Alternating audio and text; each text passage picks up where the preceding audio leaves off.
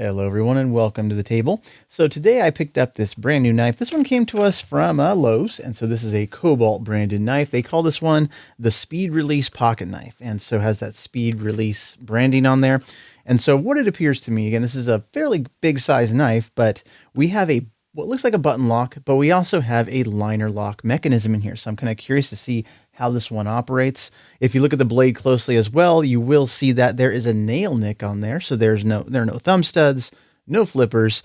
And so they call this the Speed Release. And we can see from the picture back here, it looks like you're supposed to press the button and just kind of flick the knife open with your wrist. So kind of an interesting opening method. So I wanted to see that in action and how that would actually function.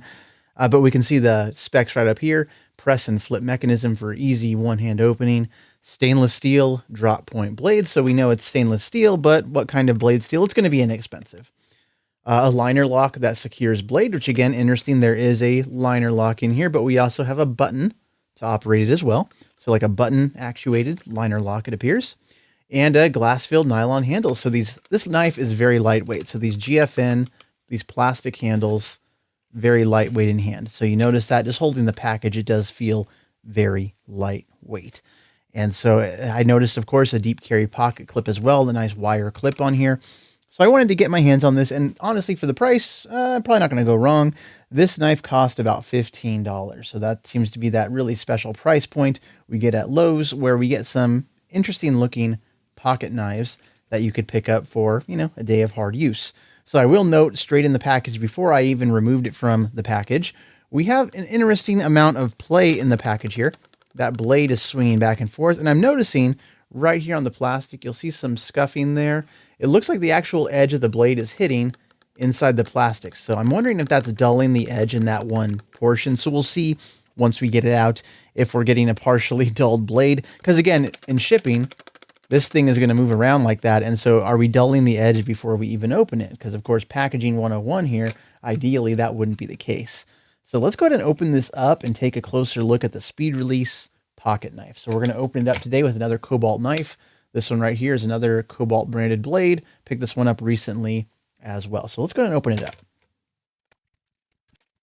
All right, so let's check out what we got right here. So again, big hand-filling knife, and again, full plastic handles, so it does feel fairly lightweight. So before I even actuate the knife, let's check out the weight. I'm kind of curious to see how much this one weighs.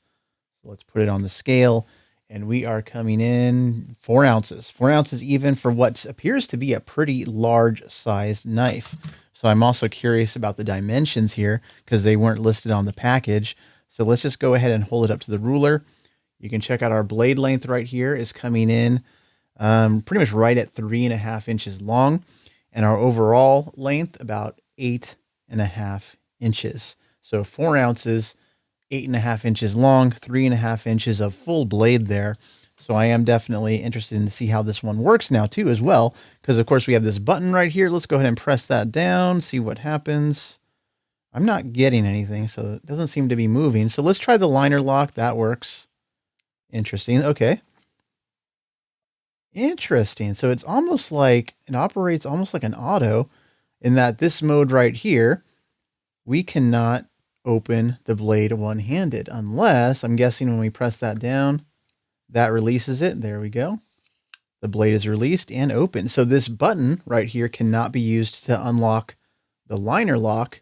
Rather, it's a lock for the blade itself to keep it closed in the closed position. So a very unique operation. It's almost like it was meant to be an auto, but it's not. So we, of course, liner lock right there. You can see the lockup. It's black on black, kind of hard to see, but it's early lockup in there. So liner lock is closed. And as soon as you see it close, that button pops up. So go ahead and check that out again. Yep, that button pops up, and that is your safety mechanism right there. So to open it, we will follow the instructions as seen in the picture. Flicking it open, not quite. There we go. So with some wrist action, and I'm sure once this knife works in, it's going to open just fine like that. But interesting, again, a cool design, I think, but very different than how a lot of knives work. And honestly, just having this in my hand, by default, I want to push that button down and unlock it. But that is not how this one appears to work. So very interesting. The fact that we even have a nail nick at all on there, because you can't really open it without pressing this button.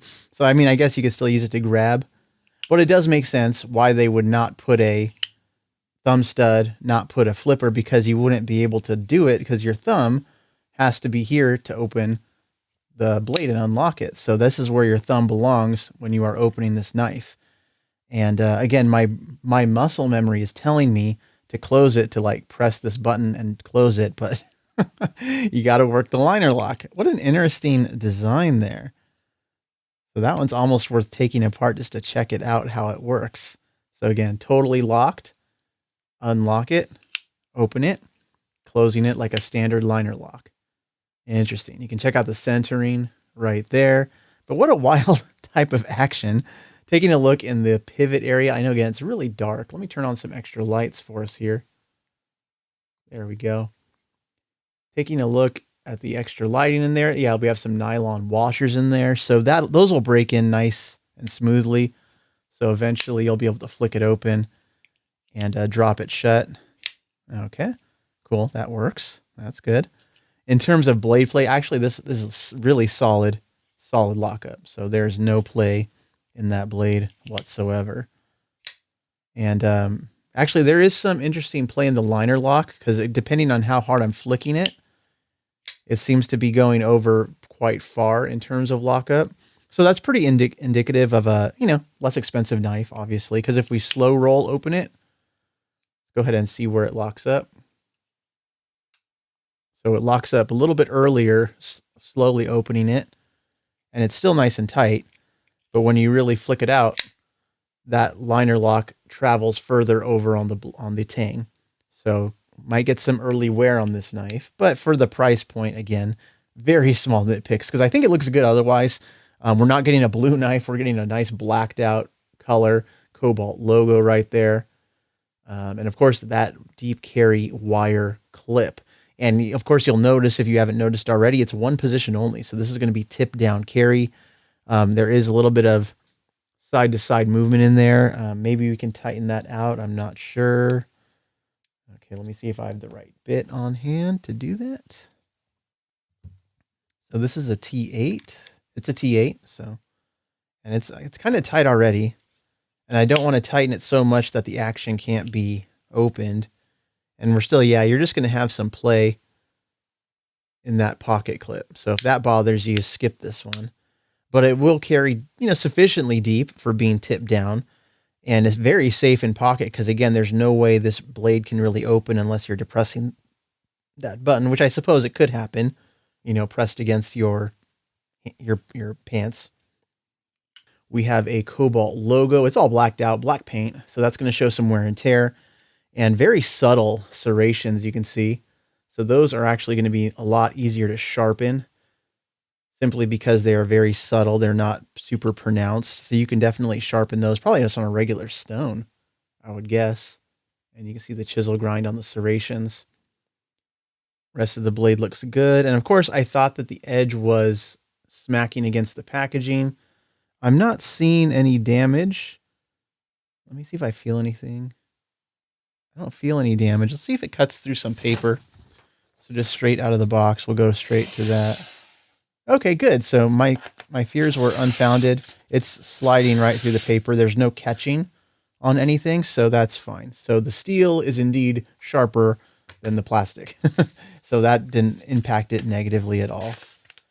So yeah, that seems to be cutting perfectly fine through paper. And again, it's going to be an inexpensive steel, but I would prefer, of course, always when you buy a brand new knife, especially, from a hardware store, a big box store, it should come with a serviceable edge straight out of the package. And I think this one has that. So very cool. And so an interesting type of knife right here, the plastic handles, the wire clip, it reminded me quite a bit of another hardware store style knife that I picked up. And you may remember this one right here. So let's put out the Kobalt. This one right here comes to us, as you can tell, it's a Ryobi branded knife. And again, plastic handles. I mean, you can see them side by side. A little bit, I mean, they're different designs, obviously, but very much kind of in the same vein here. So plastic handles, Big, nice lanyard holes on the end. We have the wire clip. And now the Ryobi knife actually is reversible, so you can put it tip up or tip down. And that would have been nice to see here on the Kobalt one, you know, but it's not an option there. But in hand, they feel kind of similar, you know. But I mean, obviously not the same design, but same style of knife. This one here uses a compression lock type mechanism, which I think is a lot easier to use. It's a lot classier, a lot more classic, you know, knife style lock. Whereas this one, again, liner lock is fine, but this odd button that you need to use to flick open the knife, like this is a, you know, you got to flick. In terms of the hardware though, we saw again a T8 on the pivot. Body screws here are going to be a T6 Torx. So if you needed to disassemble the knife, you would be able to, assuming the hardware is all in good quality. We have a model number right there. I'm assuming that's what that is. But other than that, pretty interesting. And again, we have our Ryobi knife on the table. And again, our other Kobalt. So this is another all steel, big, heavy chonker knife. This one's a D2 steel, which is interesting. These two knives were both about 15 bucks, D2 steel and an unknown stainless steel on the bigger one. So I suppose the smaller size means you're paying the same amount, but you're getting the known higher quality steel as a result. But in all honesty, I kind of like the bigger size knife. It feels a lot more filling in the hand, and depending on what you're using your knife for work, you may prefer having something larger in size as well. It just, again, has some interesting design choices they went with, which I could see for contractors might be useful to have that extra safe lock on there. But tell me what you think. So what do you think about this Kobalt Speed Release pocket knife? I don't know if I'd call it Speed Release, but you definitely got to flick it out when you open it. So tell me your thoughts in the comments below. Hope you all have a nice day, and I will see you later.